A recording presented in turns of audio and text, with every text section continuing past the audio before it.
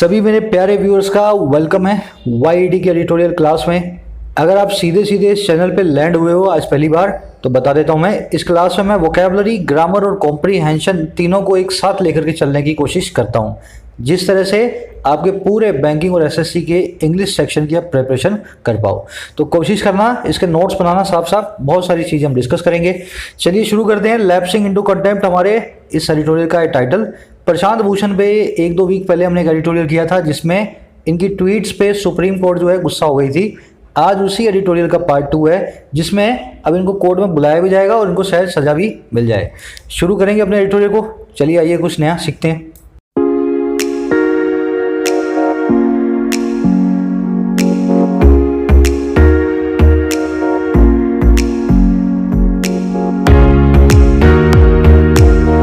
Lapsing into contempt. Content आपने जाना है, पिछले वाले एडिटोरियल में अच्छे से बताया। इस वर्ड को निंदा को कहते हैं, अपमान को कहते हैं, अवमानना को कहते हैं, किसी के तिरस्कार को कहते हैं, है ना, किसी की बेइज्जती को कहते हैं। तो कह रहे हैं कंटेम्प्ट में लैप्स हो गए हैं। लैप्स का मतलब होता है गलती करना या गिर जाना। तो गलती से गिर जा रहे हैं ना, ऐसा समझ लो आप। तो कह रहे गिरते जा रहे हैं कंटेम्प्ट के अंदर। अब इसका मतलब क्या है? Supreme court contempt of the court को इतना ज़्यादा सीरियसली लेती है कि इसके चक्कर के अंदर इसने बाकी सब चीज़ों को साइड में रखा हुआ है। बस अपने कंटेम्प्ट, अपनी निंदा अपमान के चक्कर के अंदर ही उसी के अंदर गिर के सारे काम कर रही है ना। चलिए, लैप्स करने का मतलब होता है गिरना। इसके सिनोनिम में लिख दिए डिटोरिएट और डिक्लाइन, किसी चीज़ का पतन होना, एक दर्जा नीचे आना, लैप्स होना। कह रहा ऑन पनिशिंग प्रशांत भूषण, ये पूरी बात है सारी की सारी प्रशांत भूषण नाम के एडवोकेट कम पॉलिटिशियन को पनिश करने पे, इसको सजा देने पे। समझ गए ना। चलो अब इसके टाइटल पैराग्राफ से ज़्यादा अपने को आइडिया मिलेगा क्या कहना चाह रहा है। कह रहा है finding Prashant Bhushan guilty of contempt reflects a low threshold for criticism. कह रहा है फाइंड करना, पाना, है ना, और किसको? प्रशांत भूषण को। और क्या पाना? गिल्टी होता है किसी काम का गुनहगार। कह रहे प्रशांत भूषण को गुनहगार पाना, कंटेम्प्ट करने का, कोर्ट की अवमानना करने का। कह रहे अगर ये गुनहगार इसको पाया है ना तो ये रिफ्लेक्ट करता है, ये इस चीज़ को दिखाता है कि हमारे कोर्ट का लो थ्रेशोल्ड है क्रिटिसिज्म का। क्रिटिसिज्म होती है निंदा, थ्रेशोल्ड होती है दहलीज। हमारी कोर्ट की निंदा की दहलीज बहुत कम है। थोड़ा सा भी अगर आप कोर्ट के बारे में कुछ बोल दोगे हमारे जजेस नाराज हो जाते हैं, जैसे प्रशांत भूषण को सूली पे लटकाने को भी टंगे हुए हैं। समझ गए होंगे सेंटेंस को। फाइंडिंग वर्ब के ING फॉर्म आपका सब्जेक्ट है, इसको जीरेंड बोलेंगे, है ना। वर्ब के ING फॉर्म सब्जेक्ट ऑब्जेक्ट बन जाए तो जीरेंड कहलाती है। तो फाइंडिंग आपका सब्जेक्ट है, ग्रीन कलर में, रिफ्लेक्ट्स इसकी वर्ब है। जीरेंड्स हमेशा सिंगुलर वर्ब लेते हैं, चाहे वो कितना भी बड़ा काम हो, कितना भी छोटा काम हो। वर्ब के ING फॉर्म हमेशा एक सिंगुलर सब्जेक्ट को लेगी, एक सिंगुलर वर्ब को लेगी। तो इसके आगे हमने वर्ब के S लगा रखा है। थ्रेशोल्ड होती है दहलीज, डोर स्टेप, वर्ज, किनारा किसी चीज़ का। अगर आपकी थ्रेशोल्ड फॉर क्रिटिसिज्म कम है तो आप बहुत जल्दी गुस्सा हो सकते हो, आप थोड़ी सी भी निंदा चुगली अपनी सह नहीं सकते। चलो आगे बढ़ेंगे। सब्जेक्ट वर्ब को मैंने ग्रीन और पिंक में मार्क किया हुआ है हर रोज की तरह। आपको मालूम है ये सब्जेक्ट वर्ब पकड़ते पकड़ते आप इंग्लिश की नब्ज पकड़ने लगते हो। कोशिश करें मेरे सब्जेक्ट से अपने सब्जेक्ट, मेरी वर्ब से अपनी वर्ब को मिलाने की। अब मैं एक समरी आपको दे देता हूँ, फिर शुरू करने वाले हैं। समरी ये है कि प्रशांत भूषण ने 2-3 ट्वीट्स कर रखी हैं जिन पे सुप्रीम कोर्ट के जजेस हो गए नाराज। उन्होंने जजेस के ऊपर ही वो ट्वीट्स की हैं, है ना, मजाक बनाया उनका। एक दो ट्वीट, दो में से एक ट्वीट तो है भी ऐसी जिसके अंदर थोड़ा सा उन्होंने बढ़ चढ़ करके जजेस के बारे में गलत बोला है। अपना एडिटोरियल ये कह रहा है सारा काम छोड़ के अगर जजेस ट्विटर पे बैठ के ये देखेंगे कि किसने हमारे लिए क्या ट्वीट की है तो क्या इससे हमारा देश का जस्टिस सिस्टम आगे बढ़ पाएगा। 20-20, 30-30 साल कोर्ट केस चलते हैं, वो तो इनको बुरे नहीं लगते जजों को कि 30 साल हमने कोर्ट केस चला दिया, वो तो इनको बिल्कुल बुरा नहीं लगता। पर इनको ट्वीट बुरी लग जाती है किसी की, अगर इनके खिलाफ किसी ने कर दी हो तो कह रहे अगर आपको अपनी इज्जत का ख्याल है तो आज जो आप मूक दर्शक बन के बैठे हो, कोर्टों की बात कर रहा है, आप चुपचाप बैठे हो, गवर्नमेंट कुछ भी करती है आप उसके खिलाफ बोलते नहीं हो। तो अगर आपको अपनी इज्जत का ही ख्याल है तो पहले अपने काम को संवारो, फिर इन ट्विटर पे जाके लोगों को पकड़ना किसने आपके खिलाफ क्या बोला है। इसकी टोन है सरकास्टिक, व्यंग्य वाली टोन है, इसने हंसी मजाक किया। आज आप देखना कैसे मेरे साथ किया है। शुरू करेंगे। हाँ, मेरे टेलीग्राम ग्रुप को ज्वाइन कर सकते हैं। सुबह में आपको मालूम चल जाएगा शाम को कौन सा एडिटोरियल करने वाले हैं। पहले मालूम चल जाएगा तो आप भी तैयार रहेंगे, है ना। इस ग्रुप को जाकर के ज्वाइन करें। कह रहे supreme courts order finding advocate Prashant Bhushan guilty of contempt of court reflects poorly on the institutions tolerance of criticism. कह रहे सुप्रीम कोर्ट का जो ऑर्डर है, सुप्रीम कोर्ट का जो फैसला है, अच्छा कौन सा फैसला, फाइंड करने वाला वर्ब की आईएनजी फॉर्म एडजेक्टिव काम करती है। कह रहे सुप्रीम कोर्ट का फैसला जो फाइंड कर रहा है इस एडवोकेट को, प्रशांत भूषण जिसका नाम है, और फाइंड कर रहा है गिल्टी, गुनहगार। अच्छा किस चीज का गुनहगार, कोर्ट की अवज्ञा का, कंटेम्प्ट ऑफ कोर्ट का, कोर्ट की बेइज्जती का। कह रहे ये जो ऑर्डर है ना, अब इसकी वर्ब आगे रिफ्लेक्ट्स, ये ऑर्डर हमें रिफ्लेक्ट करता है, हमें दिखाता है बहुत ही खराब तरीके से, और किस चीज को, इंस्टीट्यूशन की टॉलरेंस को, इस इंस्टीट्यूशन की सहिष्णुता को, इसकी सहने की ताकत को, क्रिटिसिज्म की जो इसके आलोचना की।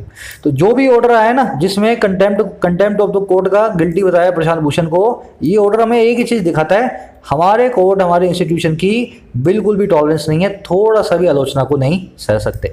सिंपल सेंटेंस है, सब्जेक्ट ऑर्डर वर्ब इसकी रिफ्लेक्ट्स। देखो सब्जेक्ट वर्ब पकड़ रहे हो तो बहुत इजी हो जाएगा आपके लिए गेम, अगर नहीं पकड़ रहे हो, अपने हिसाब से चल रहे हो तो बहुत मुश्किल है, इसीलिए मुश्किल लगता है आपको, है ना। सब्जेक्ट वर्ब पकड़ना सीख लो, सब कुछ आसान हो जाएगा। चलो आगे बढ़ते हैं।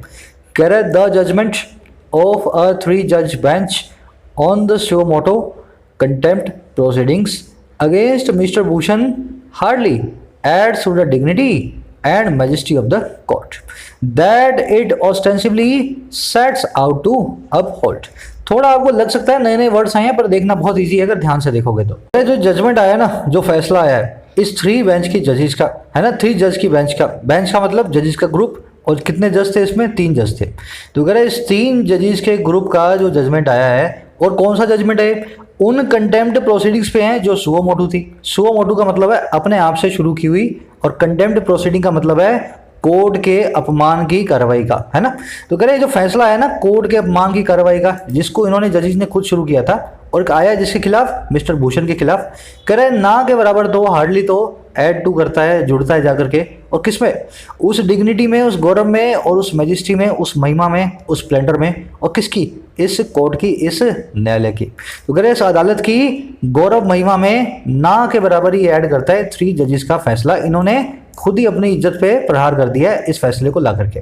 अब देखो ये मैजिस्ट्री और डिग्निटी कौन सी है इस कोर्ट की, कह रहे ये वो मैजिस्ट्री और डिग्निटी है दैट ये ऑस्टेंसिवली जाहिर तौर पे सेट आउट करता है अपहोल्ड करने को। सेट आउट करना मतलब किसी रास्ते पे जाना, किसी रास्ते पे रवाना होना, अपहोल्ड करना मतलब किसी चीज़ को कायम करना।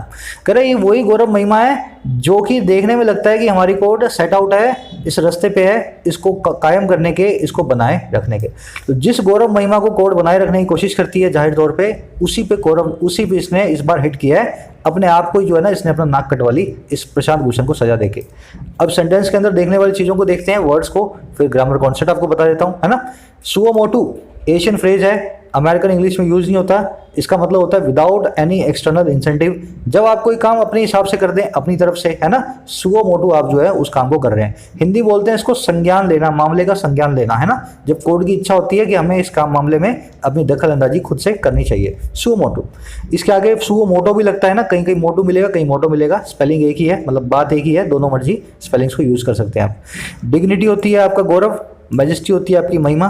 मैजेस्टी के लिए एक बहुत अच्छा सिनोनिम है ग्रैंड्योर। वैसे तो तीनों एक दूसरे के सिनोनिम है, डिग्निटी, मैजेस्टी, ग्रैंड्योर, स्प्लेंडर, सबके सब एक दूसरे के ही सिनोनिम है। ऑस्टेंसिवली हर वो चीज़ है जो जाहिर तौर पे होती है, अपरेंटली है, सीमिंगली है, एविडेंटली है, जाहिर तौर पे। ऑस्टेंसिवली शी इज हिज गर्लफ्रेंड, जाहिर तौर पे वो उसकी गर्लफ्रेंड है, शायद है या नहीं है, देख करके हमें लगता है ऑस्टेंसिवली वो उसकी गर्लफ्रेंड है। समझ गए ना। अपहोल्ड करना मतलब किसी चीज़ को कायम रखना, बनाए रखना। सेट आउट करना मतलब किसी रास्ते पे रवाना होना या राह पकड़ना। तो कोर्ट ने राह पकड़ी हुई है अपनी गरिमा को अपहोल्ड करने की। सारे वर्ड सीख लोगे ना तो सिंपल हो जाएगा आपके लिए। अब आ जाओ इसके अंदर की ग्रामर में। 2 ग्रामर कॉन्सेप्ट आज के, दोनों के दोनों इसी में फंसे हुए हैं। पहला है 3 जज बेंच। यहाँ पे 3 जजेस बेंच क्यों नहीं लिखा हुआ था? देखो इसको तो मैं इतनी बार करवा चुका हूँ ना, शायद आप में से 60% लोगों को आना चाहिए। चलो एक काम करते हैं, इस पर मैंने सेंटेंसेस बना रखे 4। आप मुझे इससे बता दो, मैं यहाँ पे ना कर देता हूँ थोड़े से बोल्ड। ये जो बोल्ड वाले किए हुए हैं, क्या ये सही है गलत है? फटाफट देख के बताएं सबके सब लोग। इतना मुश्किल नहीं है जितना आपको सोच लग रहे होगा, आपको उतना मुश्किल ये नहीं है। चलो बताऊँ फटाफट आपको। देखो एक काम कर लेना, इसके अंदर सेंटेंस का सब्जेक्ट वर्ब पकड़ लेना, बहुत इजी हो जाएगा। मैं आपके सामने एक बार सब्जेक्ट वर्ब को मार्क कर देता हूँ, आपको पता लगे क्या मैं आपसे कहना चाह रहा हूँ, कैसे रूल बनने वाला है ना। ये इसकी हो गई वर्ब। वर्डिट हो गया सब्जेक्ट, रूल्ड हो गई इसकी वर्ब, हो गई इसकी वर्ब, है ना। अच्छा 3 जजेस हो गया सब्जेक्ट और विल होल्ड होगी इसकी वर्ब। अच्छा वर्डिट हो गया सब्जेक्ट और वॉज रिकॉर्डेड हो गई इसकी वर्ब। वर्ब को कहीं पिंक कर दिया, कहीं ग्रीन कर दिया, चलो सबको पिंक कर देता हूँ मैं। अब देखो ये सिंपल हो जाएगा आपके लिए। मेरे को चीज़ बता देना छोटी सी, अगर आपका सब्जेक्ट, ये बताओ मुझे पहले 3 जज आया हुआ है, जज कितने हैं? 3। अगर 3 है तो 3 जजेस क्यों नहीं होना चाहिए? सवाल मेरा आपसे ही है, 3 जज क्यों लिखा हुआ है? 3 जजेस होना चाहिए ना। आपने तो 3 जज लिख दिया बीच में आइफन लगा के। इसका सीधा सा एक फॉर्मूला है, अगर आपका ये 3 जज एडजेक्टिव का काम कर रहा है, अगर ये नाउन का काम नहीं कर रहा है, सब्जेक्ट ऑब्जेक्ट नहीं बन रहा है, तो ये एक एडजेक्टिव होगा और एडजेक्टिव केस के अंदर इसके आगे एस हम नहीं लगाएंगे, तो बीच में हाइफन आ जाएगा, आगे का एस हट जाएगा अगर ये एडजेक्टिव का काम कर रहा है। वैसे ही 108 पेज है, अगर ये एडजेक्टिव का काम कर रहा है तो ये सही है, अगर ये खुद ही नाउन है तो इसके आगे एस आपको लगाना पड़ेगा, बीच का हाइफन निकालना पड़ेगा। अब ये कैसे पता लगे ये नाउन है, प्रोनाउन है, ये क्या है, कैसे पता लगे? आप सेंटेंस की पार्सिंग कर दो अपने दिमाग में। पहला सेंटेंस देखो, 3 जज bench will hold the hearing of the case. भाई ये बता दो सब्जेक्ट कौन है? बेंच हमारा सब्जेक्ट है। ये 3 जज की भी हो सकती थी और 3000 जज की भी हो सकती थी। ये 3 जज इस बेंच के बारे में सिर्फ एडजेक्टिव बन के कुछ बता रहा है। अगर ये एडजेक्टिव है तो ये 3 जज बिल्कुल सही है, इसके आगे एस नहीं आना चाहिए था। अगला देख लो, the 108 page verdict of the court ruled against the law. Subject कौन है? हमारा वर्डिट। वर्ब कौन है? हमारी रूल। अगर ये सब्जेक्ट है, ये वर्ब है, तो 108 पेज काम कर रहा है, एक एडजेक्टिव का वर्डिट के बारे में बता रहा है। ये 1018 पेज का भी हो सकता था, है ना। तो वर्डिट के बारे में हमने कुछ बताने की कोशिश की है, तो ये 108 पेज एडजेक्टिव होने की वजह से इसके आगे एस नहीं लगेगा। अब तीसरा सेंटेंस थोड़ा सा अलग है, 3 जजेस of the bench will hold the hearing of the case. अब यहाँ पे आपका सब्जेक्ट कोई वर्डिट बेंच नहीं है, जजेज ही आपका सब्जेक्ट है। जजेज होल्ड करेंगे हियरिंग को, अगले जो है इस केस को हियरिंग को होल्ड करेंगे। अगर जजेज आपका सब्जेक्ट है तो 3 जजेज बिल्कुल सही है, इसके बीच में हाइफन मत लगा देना, इसके आगे से एस मत हटा देना। अब ये गलत हो गया, समझ गए मेरी बात को? तो मुझे क्या करना है, यहाँ पे 3 जजेज ही लिखना है। अगला देख लो, the verdict of the court was recorded on 108 pages. जो वर्डिट था हमारी कोर्ट का, रिकॉर्ड किया गया था 108 पेजेस पे। सब्जेक्ट है वर्डिट, वर्ब है वॉज रिकॉर्डेड, 108 पेजेस इस ऑन प्रीपोजिशन का ऑब्जेक्ट है। अगर ये ऑब्जेक्ट है, सब्जेक्ट है, एडजेक्टिव नहीं है, तो 108 पेजेस बिल्कुल करेक्ट है, सेंटेंस में नो एरर, ना तो बीच में हाइफन लगेगा, ना इसके आगे से एस हटेगा। समझ गए ना? ऐसे ही ये सही है, चारों सेंटेंस में नो एरर। चलो आगे बढ़ते हैं, आना चाहिए, ये बिल्कुल सिंपल कॉन्सेप्ट है, सभी समझेंगे। अगर पार्सिंग करोगे तो ही समझ में आएगा, नहीं तो नहीं आएगा। दूसरा कॉन्सेप्ट हार्डली आया हुआ है। आप तीनों सेंटेंस मुझे देख के बता दो, मैंने कहीं पे लिखा है हार्ड और कहीं पे लिखा है हार्डली, कहीं पे लिखा है हार्ड, कहीं पे लिखा है हार्डली। रूल मैंने आपके सामने लिख दिया, अपना जोर लगा लो जितना लगाना है। मुझे बता दो ये हार्ड हार्डली जहां जहां आ रहे हैं वो सही आ रहे हैं, गलत आ रहे हैं? चलो अब मैं बता देता हूं। हार्ड का मतलब होता है जोरों से, विद फोर्स। हार्डली का मतलब होता है जोरों से नहीं, बल्कि ना के बराबर या कभी नहीं। समझ गए? हार्डली का मतलब क्या है? ना के बराबर या कभी नहीं। हार्ड का मतलब क्या है? विद फोर्स, जोरों से। अब हार्ड और हार्डली को देख करके लोग कंफ्यूज होते हैं, लोग विद फोर्स को हार्डली बोलते हैं ना, हार्डली मतलब बहुत हार्ड तरीके से, गलत बात है। अब इन दोनों को एक तो यूज करना है इनके मतलब के हिसाब से, दूसरा इनकी पोजीशन फिक्स है। हार्ड की पोजीशन मेन वर्ब के बाद, हार्डली की पोजीशन मेन वर्ब से पहले। तो आपको इनको यूज करना है ना, सेंटेंस में इनकी पोजीशन को भी चेक करना है। पहला सेंटेंस देखो, I can hard believe that you did it. मुझे बिल्कुल भी विश्वास नहीं हो रहा कि तुमने ये किया है। अपने बोलते हैं ना किसी को, यार विश्वास ही नहीं हो रहा मुझे, तुमने ये कर दिया। I can hard believe that you did it. भाई एक बात बताओ, मेन वर्ब कौन है यहाँ पे? बिलीव। अगर मेन वर्ब तुम्हारी बिलीव है, अगर बिलीव को मैं रेड कलर दे दूं और सब्जेक्ट बना दूं तुम्हारा आई को और इसको ग्रीन कलर दे दूं, तो ये हार्ड कहाँ से आ रहा है? मेन वर्ब से पहले आ रहा है। क्या मेन वर्ब से पहले हार्ड आता है? नहीं सर, ये मेन वर्ब के बाद आता है। अब क्या करें? या तो ये मेन वर्ब से पहले आ रहा है तो उसको हार्डली बना दो, और सेंटेंस का मीनिंग सही निकल रहा है तो उसको ऐसा ही छोड़ दो, या फिर इसको उठाओ और मेन वर्ब के बाद रखो और सेंटेंस का मीनिंग निकालो, सही बैठ रहा है तो फिर ऐसे छोड़ दो।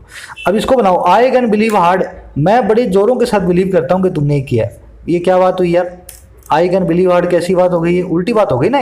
मैंने बड़ी जोरों से बिलीव किया कि तुमने ऐसा किया, ऐसा कुछ नहीं बनेगा सेंटेंस। सेंटेंस बनेगा मैंने ना के बराबर बिलीव करता हूँ इस चीज़ को कि तुमने ये किया। तो हार्ड की जगह हार्डली कर दो, पोजीशन इसकी सही रहेगी, वैसी की वैसी। अगला देख लो, शी स्लैप्ड हिम हार्डली, उसने उसके जोर का तमाचा मारा। अब देखो जोर का मारने का मतलब होता है हार्ड विद फोर्स, हार्ड की जगह हार्डली लिखा हुआ है, निकाल दो इसको।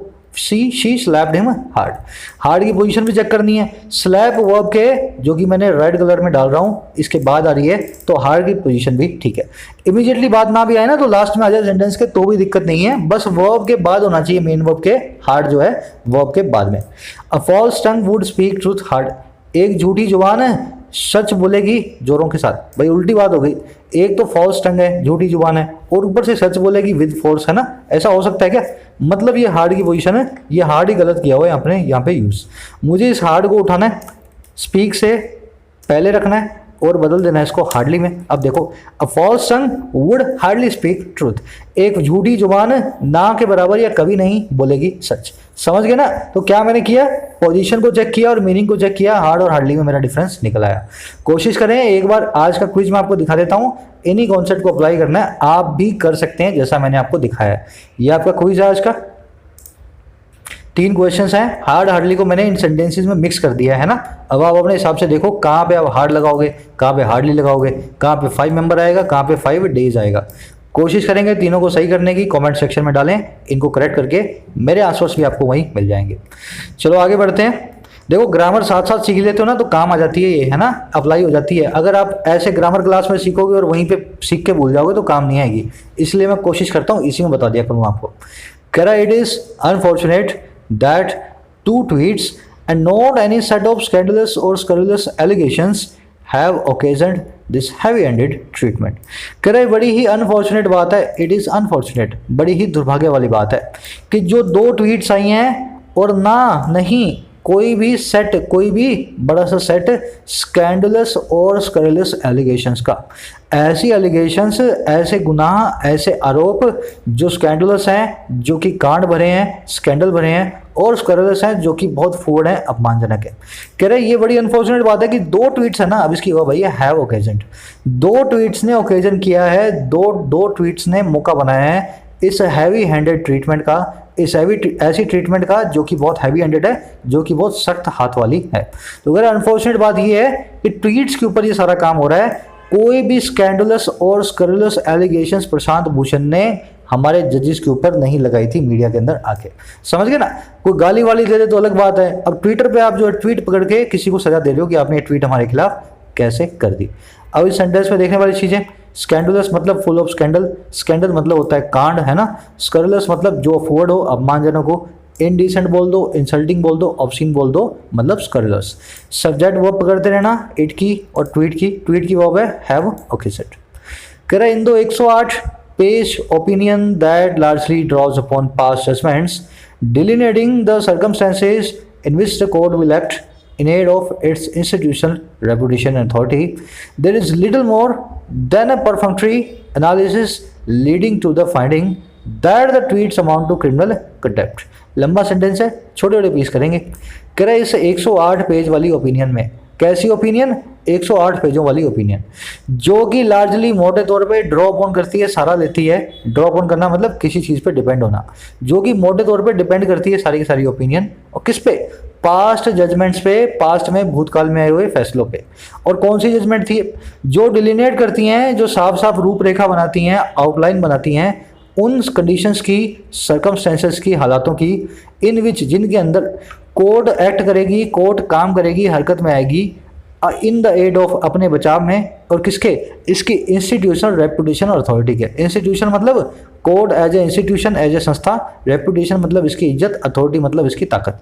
तो कह रहा है इसने वो सारे के सारी जो जजमेंट है वो पास्ट जजमेंट पे करती है डिपेंड, और वो जजमेंट जो ये बताती है कोर्ट को कब अपना बचाव करना है।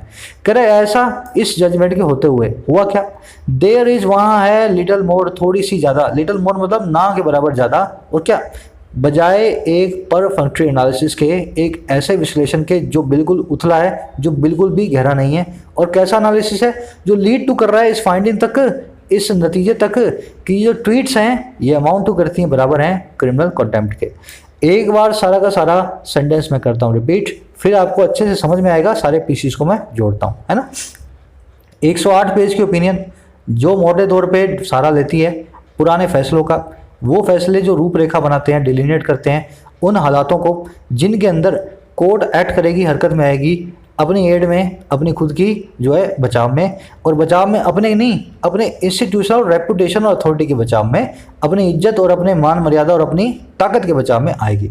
कह रहा है इस जो है 108 पेज की ओपिनियन के ऐसा होते हुए हुआ क्या, कह रहा है वहां पे ना के बराबर ज्यादा, लिटिल मोर मतलब ना के बराबर, मोर मतलब ज्यादा, कह रहा है वहां पे है ना के बराबर ज्यादा एक परफेक्टरी एनालिसिस, एक ऐसा विश्लेषण जो परफेक्टरी है, जो कि बिल्कुल भी गहरा नहीं है, और ये वो विश्लेषण है जो लीड टू कर रहा है इस नतीजे तक कि ये ट्वीट्स बराबर हैं, अमाउंट टू करती हैं कोर्ट की क्रिमिनल कंटेम्प्ट के, कोर्ट की जो है क्रिमिनल अवमानना के। तो इन्होंने क्या किया, पुराने सारे के सारे फैसलों को 108 पेज पे लिख दिया और फटाफट से प्रशांत भूषण की उसके ऊपर फोटो लगा के बुला लिया उसको कि देखो सारे पुराने फैसलों में भी हमने सजा दी है, तुम्हें भी हम सजा देंगे। एनालिसिस बिल्कुल परफेक्टरी है भाई, प्रशांत भूषण ने क्या बोला और पुराने फैसलों में क्या बोला गया था, इस चीज को ज्यादा एनालिसिस किया नहीं है, बस सजा देने के हिसाब से उसको बुला लिया। समझ गए ना। अब आ जाओ सेंटेंस के अंदर, देखने वाले कॉन्सेप्ट पे ज्यादा कुछ है नहीं, परफेक्टरी वर्ड को आप देख लेना, असावधानी से किया हुआ कोई काम, उथला काम जो बहुत गहरा ना हो, नॉट थोरो हो, नॉट डिटेल्ड हो, हिस्ट्री हो, जल्दबाजी में किया हो, सुपरफिशियल हो, ऊपर ऊपर का हो। समझ गए ना। दूसरी चीज डिलिनेट करना, किसी की रूपरेखा बनाना, आउटलाइन करना। सर्कमस्टांस होता है आपकी सिचुएशन कंडीशन, ड्रॉ अपॉन होता है किसी का सहारा लेना, रिलाई अपॉन करना, डिपेंड अपॉन करना, हिंज अपॉन करना। तीनों का मतलब क्या है, किसी का सहारा लेना। बढ़ेंगे आगे, सिंपल सेंटेंस है ना, सब्जेक्ट वो मिलाते जाना। अमाउंट टू देख लेना ना, इक्वल टू होना। Your the court said the criticism of the court amounts to criminal contempt. Court ने ऐसा बोला कि कोर्ट की निंदा बराबर है, अमाउंट टू है, इक्वल है कोर्ट की अवमानना के। समझ गए ना। अमाउंट टू का मतलब होता है इक्वल टू होना, बराबर होना। कह the first tweet in which an image of Chief Justice of India S A Bobde in an informal setting has been used to make a critical remark that he was denying citizens recourse to justice for fundamental right violations may be an exaggerated or even unwarranted view on the absence of physical hearings now। अब ध्यान से देखना, कह रहा है पहली tweet में, 2 tweet किए ना इसने, अब ट्वीट के बारे में बताएगा। पहला कह रहा है पहली जो ट्वीट है ना, जिसके अंदर एक तस्वीर को चीफ जस्टिस बोबड़े साहब की, और कैसे इनफॉर्मल सेटिंग के अंदर, अपने ऑफिस में नहीं बैठे, इन्होंने कोट पैंट नहीं पहन रखा, सूट नहीं पहन रखा, टी शर्ट वी शर्ट पहन रखी होगी है ना, तो इनफॉर्मल एनवायरनमेंट में एक तस्वीर है बोबड़े साहब की, कह रहा हैज बीन यूज्ड, इस तस्वीर को किया गया है यूज। अच्छा क्यों, बनाने के लिए इस गंभीर रिमार्क को, इस गंभीर कटाक्ष को, दैट वो ये कि वो डिनाई कर रहा था, वो मना कर रहा था सिटीजन्स को उस रिकॉर्ड्स को, उस विकल्प को जो किया जस्टिस का, न्याय का, और किसके लिए, फंडामेंटल राइट की वॉलेशंस के लिए, हमारे मूलभूत अधिकारों के जो है उल्लंघन के लिए। वॉलेशन मतलब ब्रीच होता है, किसी चीज को उल्लंघन करना, फंडामेंटल राइट्स आप जानते हैं। तो पहली ट्वीट तो ये वाली थी है ना, बोबड़े साहब की फोटो दिखाई है जीन्स पैंट के अंदर और जो ना टी शर्ट के अंदर शायद, और उसमें बताया कि ये देखो ये वो आदमी है जो कि हमारे यहाँ के फंडामेंटल राइट्स को वॉलेट करता है, मतलब लोग जो वॉलेशन होता है तो लोगों को वो जो है सुनवाई नहीं करता उनकी। कह रहे ये तो ट्वीट है ना जो कि ये वाली थी, अब इसकी वर्ब आ गई इस फर्स्ट ट्वीट की। इस फर्स्ट ट्वीट की वर्ब कहाँ है, देखो इसके बाद मे बी, ये मे बी हो सकता है एक एग्जैजरेटेड और अनवारंटेड व्यू, ये एक बढ़ चढ़ के बताई हुई और अननेसेसरी व्यू हो सकती है, नजरिया हो सकता है। और किस पे, एब्सेंस पे फिजिकल हियरिंग्स के। अभी आजकल फिजिकल हियरिंग नहीं हो रही है कोर्ट में, आजकल उसकी एब्सेंस है, नामौजूदगी है क्योंकि कोरोना चल रहा है। तो कह रहा है फिजिकल हियरिंग पे इसने कटाक्ष किया था कि अभी आजकल नहीं होती है, तो कह रहा है उस पर एग्जैजरेटेड और अनवारंटेड व्यू है इसकी प्रशांत भूषण की, जो कि इसको नहीं करनी चाहिए थी। तो इसने कुछ बोला होगा ना, आजकल वैसे भी कोर्ट नहीं लग रही है, तो उसने बोला होगा कि कोर्ट इसलिए नहीं लग रही है क्योंकि लोगों को ये जस्टिस साहब जो है उनके अधिकार दिलाना नहीं चाहते हैं, इसलिए अपने कोर्ट को नहीं लगाते हैं। समझ गए सेंटेंस को। देखो फर्स्ट ट्वीट पड़ा है चीन में, इसकी वर्ब पड़ी है जापान में, तो ऐसा नहीं समझें कि इसके बाद इसकी वर्ब आएगी, बीच में तो बता दिया कौन सी ट्वीट थी भाई, ये वाली ट्वीट थी। समझ गए ना। अच्छा एग्जैजरेटेड हर वो चीज़ है जो बढ़ चढ़ के बताई जाती है मिर्च मसाले लगा के, इसको इन्फ्लेटेड बोलते हैं, ओवर स्टेटेड बोलते हैं। एक सूडो झूठ चल रही है अपनी कबरी पे, तो मैंने एक वर्ड बताया था आपको सूडोमेनिया, झूठ बोलने की किसी की लत होती है ना, उसको कहते हैं सूडोमेनिया। तो सूडोमेनिया एग्जैजरेशन का एक पार्ट है, कुछ लोग ऐसे होते हैं जो बढ़ा चढ़ा के चीज़ों को झूठा बताते हैं, एग्जैजरेशन का सिनोनिम हो गया सूडोमेनिया। अनवारंटेड वो चीज़ है जो वारंटेड नहीं है, जो नेसेसरी नहीं है, जो कि गैर जरूरती है। चलो आगे बढ़े। रिकॉर्ड्स होता है आपका विकल्प है ना, ऑल्टरनेटिव। कह रहा है however it is quite a stretch to say that it undermines the court's dignity, lowers its authority, और interferes with the administration of justice. कह रहा बिल्कुल सही बात है ऊपर वाली कि ये इस प्रशांत भूषण ने बेवकूफ़ी वाला काम किया है, कोरोना के चक्कर में जस्टिस साहब को इसने बदनाम कर दिया है ना। कह रहा लेकिन हाउ एवर, अब अगली सेंटेंस में कह रहा हाउ एवर, हालांकि ये एक स्ट्रेच हो जाएगा, ये एक खींची हुई चीज़ की बात हो जाएगी। स्ट्रेच मतलब किसी चीज़ को लंबा खींच देना। कह रहा ये बहुत ही लंबी खींचने वाली बात हो जाएगी इस बात को कहना कि ये जो चीज़ थी, ये ऊपर वाली ट्वीट, ये अंडरमाइन करती है, कमज़ोर बनाती है कोर्ट की गरिमा को, गौरव को, डिग्निटी को, और लोअर करती है इसकी अथॉरिटी को, इसकी ताकत को, और या फिर ये इंटरफेयर करती है, दखलंदाजी करती है जस्टिस के न्याय की डिलीवरी में, एडमिनिस्ट्रेशन में। तो इस ट्वीट से आप ऐसा नहीं कह सकते हमारी कोर्ट की गरिमा कम हो गई या कोर्ट की पावर कम हो गई या कोर्ट अब कोई भी जस्टिस नहीं दे पाएगी, है ना। कोर्ट का ऐसा मानना है कि इस ट्वीट से ऐसा हो गया। सेंटेंस सिंपल है। इस इट की वर्ब है इस इट की आई है 3 वर्ब्स। पहली आई है अंडरमाइंस, दूसरी आ गई कोमा लगा के लोअर्स, तीसरी एंड लगा के और लगा के इंटरफेयर्स, ठीक है ना। इस इट ने 3 वर्ब्स ली हुई हैं। अंडरमाइन वर्ड मैंने आपको बहुत बार बताया है। अंडर मतलब नीचे, माइन मतलब सुरंग। आपके नीचे पैरों तले सुरंग खींच दें तो आपको गिराने का काम करेंगे, है ना। आपके नीचे की जमीन निकल जाएगी, तो मतलब आपको गिराया जाएगा, कमजोर बनाया जाएगा, हर्ट किया जाएगा। अंडरमाइन वर्ड का मतलब ये होता है कमजोर बनाना या किसी को चोट पहुंचाना, ठीक है ना। चलो आगे बढ़ते हैं। कह रहे at best it touches partially on CGI's personal conduct and partially on his administrative decision making। कह रहे at best, सबसे अच्छे तौर पे at best, ये जो ट्वीट है ना ये टच करती है आंशिक तौर पे पार्शली CGI की चीफ जस्टिस की पर्सनल कंडक्ट पे, उसके व्यक्तिगत व्यवहार पे, है ना। पर्सनली कैसा वो कंडक्ट रखता है, कैसा डिमीनर रखता है, और पार्शली टच करती है उसके एडमिनिस्ट्रेटिव डिसीजन मेकिंग पे, कैसी वो डिसीजन मेकिंग कोर्ट में बैठ के करता है, कहाँ पे कोर्ट लगानी है कहाँ पे नहीं लगानी।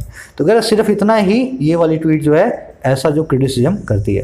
पार्शली हर वो चीज़ है जो फुल्ली नहीं है ना। पार्शली मतलब इन पार्ट। कहता neither part brings with it any exceptional malice और scurrility warranting action for criminal contempt. करें इन दोनों में से कोई भी पार्ट आप ले लो, चाहे उसका पर्सनल कंडक्ट ले लो, चाहे एडमिनिस्ट्रेटिव डिसीजन मेकिंग ले लो।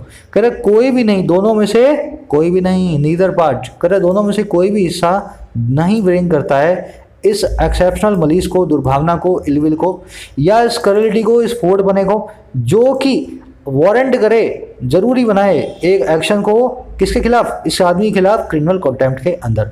कह दोनों में कोई भी ऐसी चीज़ नहीं है जिसमें प्रशांत भूषण को सूली पे चढ़ाने की जरूरत है, इसको कोर्ट में बुला करके इसको पनिश करने की जरूरत है। समझ गए। ये इधर नीदर ईच और ये सब करवा चुका हूँ मैं संडे वाली वीडियो में, याद होगा आपको। इधर नीदर एनी, है ना, बोथ, ये सब क्या काम करते हैं। एडिटोरियल पढ़ना मुश्किल होता है नए लड़कों के लिए, नई लड़कियों के लिए, मैं जानता हूँ इस बात को। मैं गुमराह आपको बिल्कुल भी नहीं करूँगा। अगर आप बिल्कुल नए हो ना तो एडिटोरियल पढ़ने की बजाय सबसे पहले ग्रामर सीरीज को फॉलो करें। मेरे चैनल पे रखिए ग्रामर सीरीज, जहाँ मेरे चैनल के होम पेज पे सारे के सारे आपको शुरुआत से लास्ट तक वीडियोस मिल जाएंगी इस प्लेलिस्ट के अंदर। Complete English grammar for all competitive exams, इसको जाकर के फॉलो करें। इसमें सेट 22 वीडियोस आ चुकी है ना, आधे घंटे की। अगर आपने इसको एक वीक में पूरा कर लिया, उसके बाद आप देखेंगे कैसे आपके एडिटोरियल की अंडरस्टैंडिंग अच्छी होती है। आप अच्छे से अच्छा आर्टिकल जो है पढ़ने के लिए एबल हो जाएंगे। 60-70% ग्रामर में करवा चुका हूँ। तो इस ग्रामर सीरीज के लिए कोई मेंबरशिप की आपको जरूरत नहीं है, जाकर के देखें। अगर नहीं देखोगे तो भी काम चल जाएगा, पर देखने से आपके अगर मार्क्स अच्छे होते हैं तो आपको क्या नुकसान है उसमें, है ना। चलो, मलीस होती है दुर्भावना, इलविल बोल दो, इसके लिए बहुत अच्छा वर्ड है रैनकोर, बहुत बार आया रैनकोर। रैनकोर का मतलब होता है किसी के लिए कड़वाहट, है ना, हॉस्टिलिटी, एंटीपैथी। तो ध्यान रखना इस वर्ड को, रैनकोर को अच्छे से। चलो आगे बढ़ते हैं। कह रहा it is precisely this sort of criticism that the judiciary ought to be able to shrug off।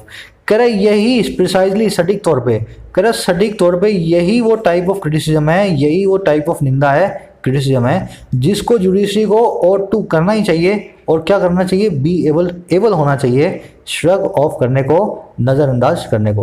कह रहा यही टाइप का क्रिटिसिज्म है जिसको जुडिशरी को बिल्कुल भी इस पर अपना रिस्पॉन्स नहीं देना चाहिए। श्रग ऑफ देख लेना, जब आप अपना कंधा झटकते हो ना तब आप श्रग ऑफ करते हो, इग्नोर करते हो किसी चीज़ को, ब्रश असाइड करते हो, ब्रश ऑफ करते हो, शेक ऑफ करते हो। समझ गए ना, किसी चीज़ को अच्छे तरीके से नज़रअंदाज करते हो ना, क्या मेरे को फर्क नहीं पड़ता, देन ये सब के सब उसके सिनोनिम है। और टू आप जानते हैं, शुड, वुड, शुड, मस्ट जो है इनका सिनोनिम है। और टू का मतलब होता है आपकी रिस्पॉन्सिबिलिटी है, मॉरल, है ना, किसी काम को करने की। और टू की जगह शुड भी लिख सकते हैं। चलो आगे बढ़ेंगे। करा the second tweet in which mister Bhushan has blamed the court, more particularly the last 4 CGIs, for the destruction of democracy in the last 6 years. Even without a formal emergency, requires no defence. कह रहे तो अब दूसरी tweet है जिसमें भूषण साहब ने blame कर दिया है, जो सारा का सारा इल्ज़ाम डाल दिया है कोर्ट को, और ख़ास करके लास्ट 4 CGIs को, लास्ट 4 सुप्रीम जो चीफ जस्टिस ऑफ इंडिया उनको, और किसके लिए? डेमोक्रेसी के डिस्ट्रक्शन के लिए, गणतंत्र की तबाही के लिए। और कब? लास्ट 6 ईयर्स, 6 सालों में पिछले। कह रहा है इवन यहाँ तक कि बिना एक फॉर्मल इमरजेंसी के, बिना एक इमरजेंसी लगाए। तो कह रहा है इंदिरा गांधी वाली इमरजेंसी लगाए बिना ही इन चारों ने पिछले 6 सालों में डेमोक्रेसी तबाह कर दी है। कह रहा है ये वाली जो ट्वीट है ना, जो ये वाली बात बोलती है, कह रहा है ये वाली जो सेकंड ट्वीट है, रिक्वायर्स नो डिफेंस, इसको तो किसी डिफेंस की जरूरत भी नहीं है। मतलब इस वाली ट्वीट के अंदर तो प्रशांत भूषण से सवाल किया भी नहीं जाना चाहिए। अब ये आगे बताएगा क्यों नहीं किया जाना चाहिए। ट्वीट की वर्ब है रिक्वायर्स, भूषण की वर्ब है has blamed, singular subject singular verb है ना, हैव नहीं लिखा हुआ यहाँ पे, पीछे यहाँ पे भी ऐसा आ रहा है सिंगुलर सब्जेक्ट सिंगुलर वर्ब। कह रहा है it is clearly in the nature of a political opinion, be it with reference to the working of the institution or the 4 personages who added the judiciary during the period। अब इसका reason बता रहा है, कह रहा है क्यों ये बात गलत नहीं है। कह रहा है ये वास्तव में इट इज़ क्लियरली, ये साफ साफ है नेचर में एक पॉलिटिकल ओपिनियन के। ये जो सारी ओपिनियन है एक पॉलिटिकल ओपिनियन है, एक पॉलिटिकल कमेंट्री है ना। ये देश को बर्बाद कर दिया है, देश को आबाद कर दिया, ये पॉलिटिकल बातें होती हैं। कह रहे साफ साफ इस नेचर की ओपिनियन है। कह रहे चाहे बीट, चाहे बात हो रेफरेंस के अंदर, संदर्भ के अंदर वर्किंग की, कामगिरी की, इस इंस्टीट्यूशन की, इस संस्था की, या फिर बात हो 4 पर्सनेजेस की, 4 उन व्यक्तित्वों की, 4 उन पर्सनालिटीज़ की जिन्होंने हेड किया जुडिशरी को पिछले 4 सालों के दौरान। तो कह रहा है इस तरीके की जब बातें होती हैं तो पॉलिटिकल कमेंट होते हैं, चाहे आप कोर्ट की फंक्शनिंग के बारे में बात कर रहे हो, चाहे आप जजेस के पर्सनल जो है उनके जो पर्सनल एटीट्यूड्स हैं, उनकी पर्सनल पर्सनैलिटीज हैं, उनके बारे में बात कर रहे हो। अब देखो बीट देख लेना यहाँ पे है ना, बीट का मतलब है चाहे बात हो, बी इट, बहुत अच्छी चीज़ है, बहुत अच्छा फ्रेज है। He is a topper, B it sports और एजुकेशन, वो एक टॉपर है, चाहे बात हो स्पोर्ट्स की, चाहे बात हो पढ़ाई की, ऐसे आप इसको यूज़ करते हैं ना। बी इट को अच्छे से यूज़ करना सीखें। आगे बढ़ते हैं, सिंपल सेंटेंसेज हैं। हाँ, कह रहा है it is difficult to agree that the mere voicing of an opinion that successive CGIs have destroyed a democracy would undermine public trust in the judiciary। कह रहा है बड़ा ही डिफिकल्ट है इस बात से अग्री करना, इस बात से सहमत होना कि खाली खाली मेयर जो वॉइस करने का काम है ना, जो आवाज़ देने का काम है एक ओपिनियन को, एक आपकी जो है पर्सनल जो है ओपिनियन को, और ये ओपिनियन क्या है कि एक के बाद एक आने वाले सक्सेसिव जजेस जो हैं, सीजीआई जो हैं, सक्सेसिव मतलब एक के बाद एक आने वाले, इन्होंने डिस्ट्रॉय किया डेमोक्रेसी को, गणतंत्र की तबाही की है। कह रहा है ये जो है ना वॉइसिंग का काम, ये जो आवाज़ उठाने का काम, अब इसकी बात आगे वुड अंडरमाइन, ये काम अंडरमाइन करेगा, ये काम कमज़ोर बनाएगा हमारी पब्लिक के ट्रस्ट को, पब्लिक के विश्वास को जुडिशरी में, न्यायपालिका के अंदर। तो कह रहा है न्यायपालिका ने तो कह दिया, पर यह बात से बिल्कुल भी एग्री नहीं हुआ जा सकता कि 4 सीजीआई के बारे में जो ये ओपिनियन के 4 सीजीआई ने डिस्ट्रॉय कर दिया डेमोक्रेसी को, ये सारा का सारा पब्लिक का ट्रस्ट जो है जुडिशरी में खत्म कर देगा। समझ गए ना। कह रहा है specially in the backdrop of some former जजेस too holding sharply criticism opinion of the conduct of the them. कह रहा है खास करके, स्पेशली खास करके इस बैकड्रॉप में, इस भूमिका में, इस सिचुएशन में जहाँ पे पुराने कई फॉर्मर जजेस जो हैं वो भी होल्ड करते हैं शार्पली क्रिटिकल ओपिनियन को, कंडक्ट के बारे में, व्यवहार के बारे में, इनमें से कुछ के बारे में। तो कह रहे हैं इन चारों में से कुछ को तो सब गाली देते हैं, पुराने जजेस भी गाली देते हैं ना, जुडिशरी के जो रिटायर हो चुके हैं। तो कह रहा अगर इस चीज़ को देखा जाए तो फिर इस बात में कैसे हमारी डेमोक्रेसी से विश्वास उठ जाएगा, या कोर्ट से लोगों का विश्वास उठ जाएगा कि इन चारों ने तबाह किया डेमोक्रेसी को। कह रहे ये बातें ऑलरेडी हमारे समाज में, हमारे जो है कई पुराने जजेस ये बातें ऑलरेडी कह चुके हैं इन लोगों के बारे में। सेंटेंस समझ गए ना। देखो सेंटेंस में वर्ब, सेंटेंस आपका सब्जेक्ट है वॉइसिंग, वर्ब है इसकी वुड अंडरमाइन, सीजीआई की वर्ब है हैव डिस्ट्रॉयड। अच्छा, स्पेशली के आगे ई क्यों लगा है? स्पेशली और स्पेशली में कोई फ़र्क नहीं होता, ई लगाने से इसके मतलब में कोई चेंज नहीं आता। पर एक कहते हैं अगर बाद में इसके कोई वॉल साउंड वाला वर्ड आ रहा हो, जैसे ई ना रहा हो, ओ ना रहा हो, ए ई आई ओ ऊ, अगर कुछ भी ऐसा आ रहा हो तो स्पेशली की जगह पीछे आगे ई लगा के स्पेशली लिखा जाए, है ना। सक्सेसिव होता है एक के बाद एक आने वाला। वुड यहाँ पे क्यों लगा है, विल क्यों नहीं लगा? मैं यहाँ पे ब्रेक लूंगा, आप मुझे बताएं क्यों यहाँ पे विल की जगह पे वुड लगाया गया है। चलो, बताया था ना परसों वाली वीडियो में, वुड का मतलब होता है वीक पॉसिबिलिटी, किसी काम की पक्का ना होने की इंटेंशन। तो वुड लगा के हम बता रहे हैं हो सकता है अंडरमाइन कर दें पब्लिक के ट्रस्ट को। चलो आगे बढ़े। आगे कह रहा है in its nature, intent and sweep, mister Bhushan's abrasive animated version of judicial conduct is no more discordant than a former CGI being accused by his colleagues of being under executive influence. चलो इतना पढ़ते हैं फिर आगे बढ़ेंगे, लंबा sentence है। कह रहा है अपने नेचर में, अपने स्वभाव में, अपने इंटेंट में, अपने इरादे में, और अपनी स्वीप में, अपने दायरे में। कह रहा है इन तीनों चीज़ों में हुआ क्या। कह रहा है भूषण साहब का जो एब्रेसिव एनिमेटेड वर्जन है ना, एब्रेसिव का मतलब होता है बहुत चिढ़ाने वाला, एनिमेटेड वर्जन का मतलब होता है क्रिटिसिज्म, किसी की तीखी आलोचना।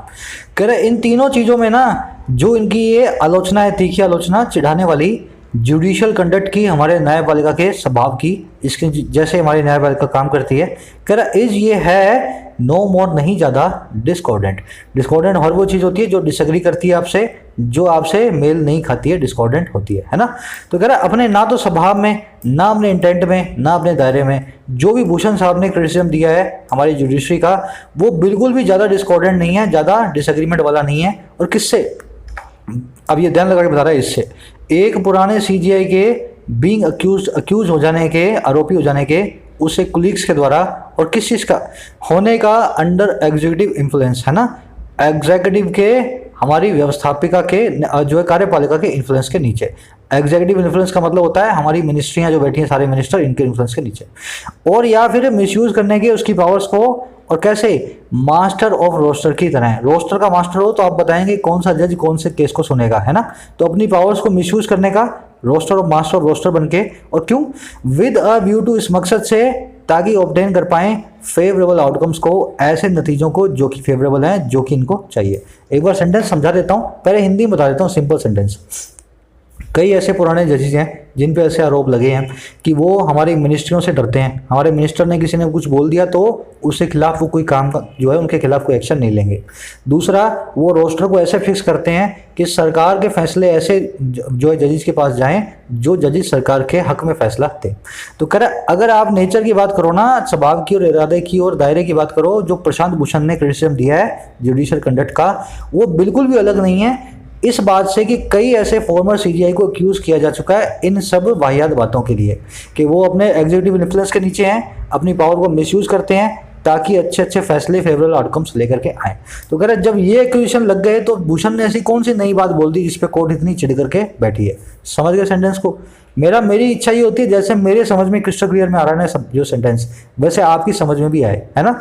थोड़ा सा पेशेंस रखो, आप भी सीख सकते हो इस चीज़ को। वर्ड्स नोट कर लेना। स्वीप का मतलब होता है दायरा, एब्रेसिव होता है चिढ़ाने वाला, irritating, annoying, rough. Animated version मेरे लिए भी नया वर्ड था, आज मैंने डिक्शनरी में इसको देखा। इसका मतलब होता है फॉल्ट फाइंड करना, किसी का क्रिटिसिज्म करना, तीखी आलोचना करना। नया वर्ड है मेरे लिए भी, है ना। डिस्कॉर्डेंट मतलब होता है अकॉर्ड, मतलब समझौता। डिस्कॉर्ड मतलब असहमति, डिस्कॉर्ड से बना डिस्कॉर्डेंट, है ना, डिस्कॉर्डेंट। तो जिसमें असहमति हो, अकॉर्ड को लैक करता हो, हार्मनी ना हो, डिस्कॉर्डेंट। आगे बढ़ते हैं। विद अ व्यू टू, इसके साथ में हमेशा वर्ब की आईएनजी फॉर्म आती है, पता है ना आपको, अलग से वीडियो भी मैं कर चुका हूं इस पर, विद अ व्यू टू। चलो आगे बढ़ेंगे। कह there is some inadvertent irony in the court's claim that allowing mister Bhushan remarks to go unpunished would lower the country's image in the committee of nations. कह रहा वहां पे एक इनएडवर्टेंट आयरनी है। आयरनी का मतलब होता है किसी काम में व्यंग्य, हास्य, है ना, सटायर। कह रहे एक बिना इंटेंशन का अनइंटेंशनल, इनएडवर्टेंट या अनइंटेंडेड आयरनी है।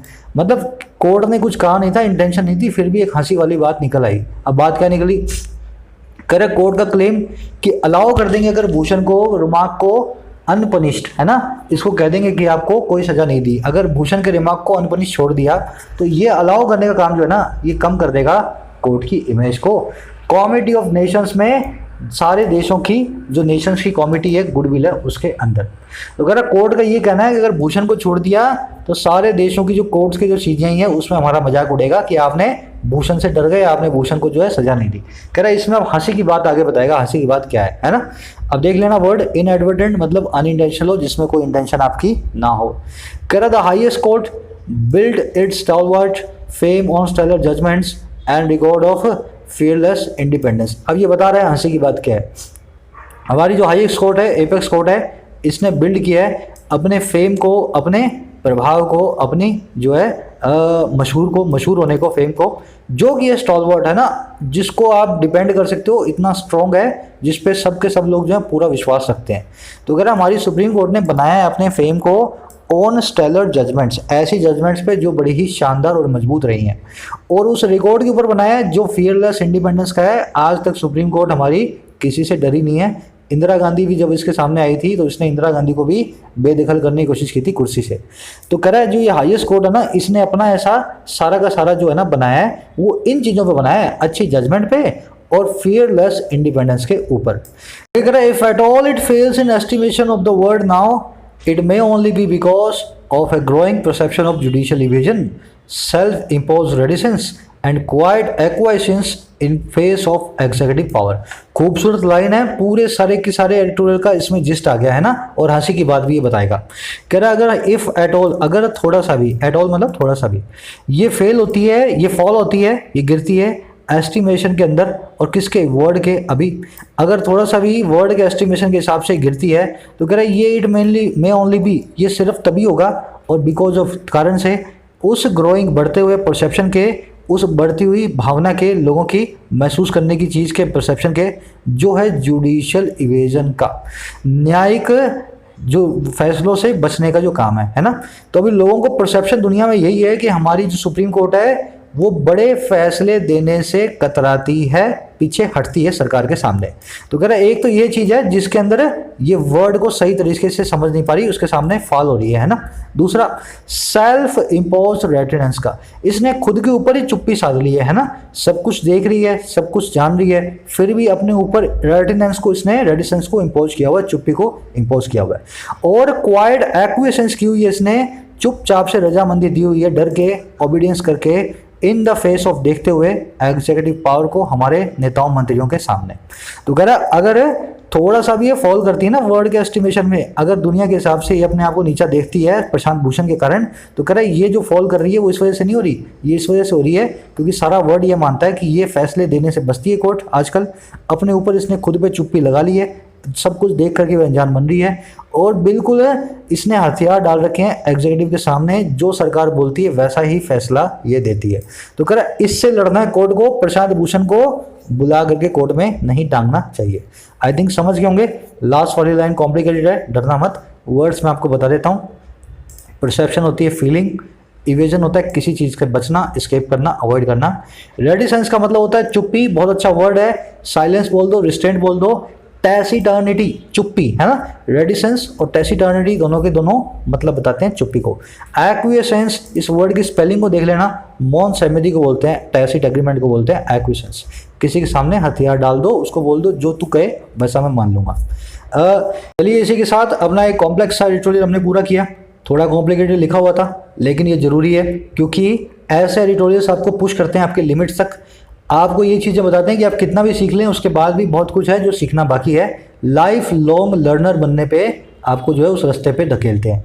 हमेशा लर्नर बने रहें, नई चीज़ों को सीखते रहें, सीखने की, ज्ञान की कोई कमी नहीं है दुनिया में।